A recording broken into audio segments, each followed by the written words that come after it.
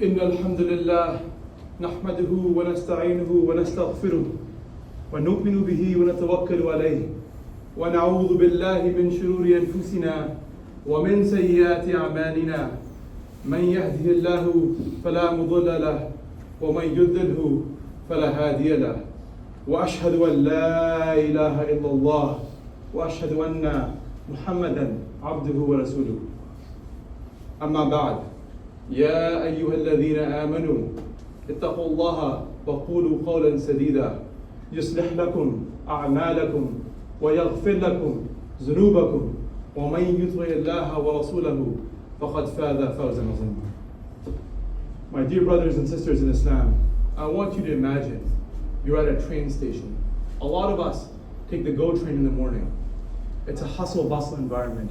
Some people are chatting, some people are nervous, some people are pacing. Ultimately, everyone there is a passenger.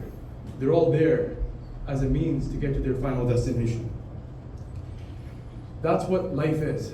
We are all passengers waiting to go to the next life. It is a temporary pause in our journey before we depart to the final destination. Now picture this. A man enters the station. He sits down. He sets all of his belongings down. He starts decorating the place. He's comfortable. He's planning to stay there for a long time. What would be the people's opinion of him? What is he doing? We might think that the man is homeless, or has no purpose, or understands the train might be coming later, but he might miss this train.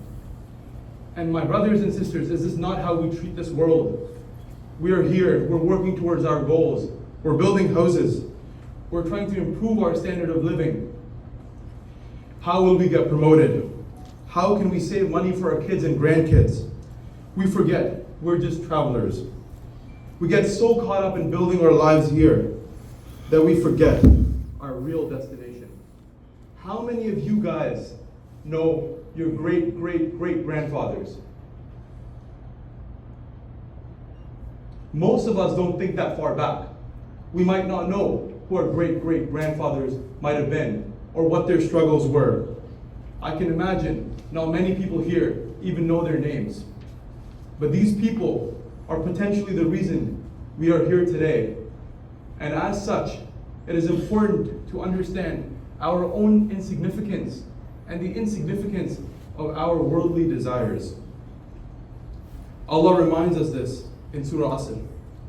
وَالْعَصْرِ إِنَّ الْإِنسَانَ لَفِي خُسْرٍ. Allah swears by time, categorically calling out the human species, and everyone in all of mankind is immediately put in a state of loss. Why is this? Why is every human being in a perpetual state of loss since they were born? Because we are running out of time. We don't know when this time will be up, but the train is coming regardless of whether we're ready for it or not. This is the reality of the loss that we face. And Allah doesn't swear by something without having something important follow it. And in this case, even though the loss is signified, Allah gives us a solution. He mentions people that will be saved from this loss. إِلَّا الَّذِينَ آمَنُوا وَعَمِلُوا الصَّالِحَاتِ وَتَوَاصَوْا بِالْحَقِّ وَتَوَاصَوْا بِالصَّبْرِ. Allah asks us, He says, believe. The people that will believe will be the ones that are saved from the punishment of the hellfire. That's the first bucket of people. إِلَّا الَّذِينَ آمَنُوا. The people that have had faith, that have believed, that live their daily lives having this belief carried through their actions. وَعَمِلُوا الصَّالِحَاتِ. It is not just important to have faith and know that Allah exists. We are Muslims, but it is important to see that translate into action in our daily lives. How are we implementing our belief in how we live? وَتَوَاصَوْا بِالْحَقِّ وَتَوَاصَوْا بِالصَّبْرِ. and those among us who guide each other to the truth, to the Sirat al-Mustaqim, to the straight path. Those are the people, as well as the people that have patience, the ones that know that today might not be my day, tomorrow might not be their day, but our day will surely come because we believe and because we do good deeds. If we look at what's happening in Gaza, I'm sure many of you guys have heard and thought about this. But at this point in time, the only thing that we can do is amal as-salihat, believe, have good actions, and have patience. And the people amongst us who guide their fellow brothers and sisters towards doing these good actions, those will be the people that might get saved from this tremendous loss that all of humanity is in. These aren't just words in the Quran, my dear brothers and sisters. These are a lifeline. These are our tickets for the journey ahead. أقول قولي هذا واستغفر الله لي ولكم ولسائر المسلمين فاستغفروه إنه هو الغفور الرحيم.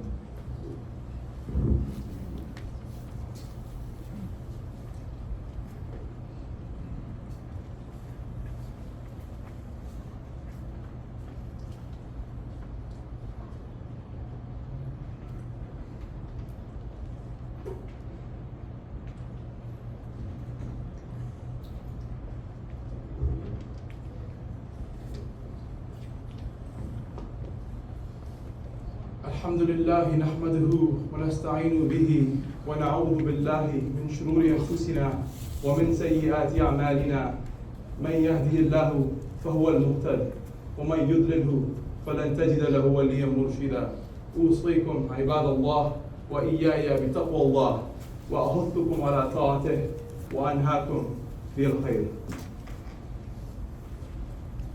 Now, I want you guys to think about your lives, and I want you to imagine yourself as a baby lying in your mother's arms. You're lying in her arms, you're looking up at her, you can't speak yet. You blink your eyes, and now you're running around playground during recess. I'm sure if you think about flashbacks about your own life, about the people that you used to be, about the things that you've done, you might be surprised that this has been such a long time ago. You blink again, and now you're in high school, sitting in class. You blink again, now you have a job, you're working. It doesn't stop there. Ultimately, you blink again, and you see yourself hopefully praying on a chair because you're so old that you cannot stand up and pray. You blink again, and this time there's nothing. It's over. Life is finished. And this is an example of how short life is. The moments that you thought of such a long time ago might feel like yesterday, about the things that you've done, about the people that you used to know, right? So we must understand it is very critical that we make the most of our time because of how short it is. So much of our life has passed by, and it has been a long time since the day we were born. How can we utilize our remaining time wisely, brothers and sisters? First, I'll speak on belief. When Allah mentions belief, He's not just talking about, I believe, I'm a Muslim, La ilaha illallah, Muhammad Rasulullah. He's talking about that permeating through our everyday actions, how we treat every human being we come across. Is that the way that we've been taught how to treat people, or is that how we've just decided to treat other people? The Prophet Muhammad, there's a hadith in the Imam Nawawi, 40 hadiths. Treat your brother as if you were to be expected to treat yourself. And that is what's important to remember when we talk about belief. Surah Asr, even though it's a very short surah, the lessons it contains are so important that the Sahaba used to wish each other by saying Surah Asr to each other before they departed. It is important to understand that these are the fundamentals of the belief. Amal as-salihat.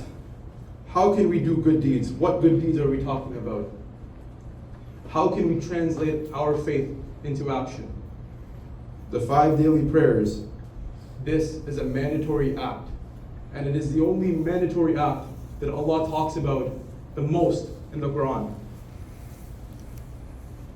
The small, consistent acts of kindness and worship.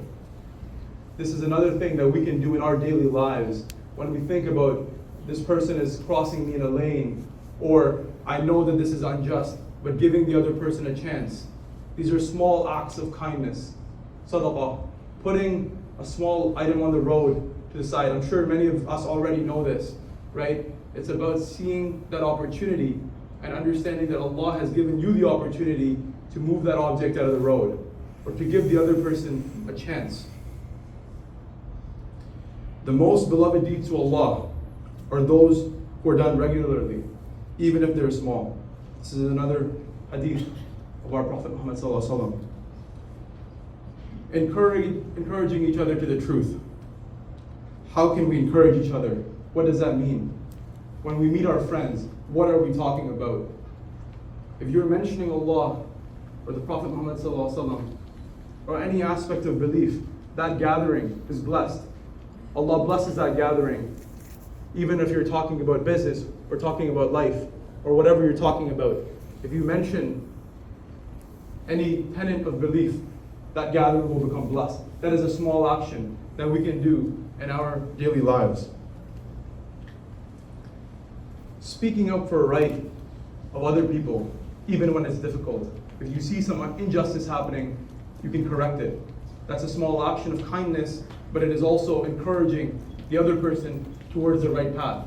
If you have the ability to tell someone, hey, don't do this instead, that's magnificent in terms of the small impact that compounds, and more people that do it. Other societies have developed themselves on these core tenets. If you look at the Japanese society, they have one of the highest happiness standards. Why is that? They follow these principles that our religion has taught us. Inviting other people to the way of Allah with wisdom and good instruction. It's a massive act of bringing your brothers and sisters to the Sirat al-Mustaqim. We must all stand as ambassadors of our religion in the North American society.